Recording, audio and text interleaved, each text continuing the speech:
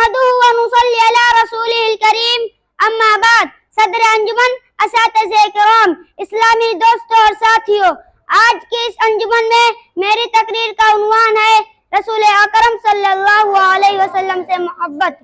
بچوں، اس دنیا میں ہر کوئی ایک دوسرے سے پیار اور محبت کرتا ہے، اسی لیے دیکھا جاتا ہے کہ ماں اپنی اولاد سے بے پناہ محبت کرتی ہے، باپ اپنی اولاد سے بے پناہ محبت کرتا ہے۔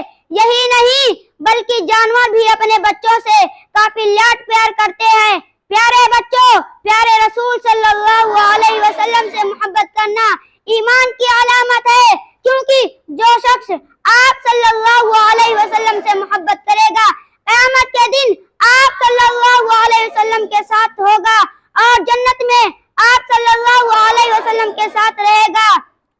لہذا ہمیں چاہیے کہ ہم اپنے ماں باپ، دوست و احباب اور اپنی جان سے بڑھ کر اللہ کے رسول صلی اللہ علیہ وسلم سے محبت کریں، اور یہ محبت واجب ہے۔ آپ صلی اللہ علیہ وسلم سے محبت کی سب سے بڑی نشانی یہ ہے کہ جن چیزوں کے کرنے کا آپ صلی اللہ علیہ وسلم نے حکم دیا ہے انہیں کیا جائے، اور جن چیزوں کے کرنے سے منع فرمایا ہے ان سے رکا جائے۔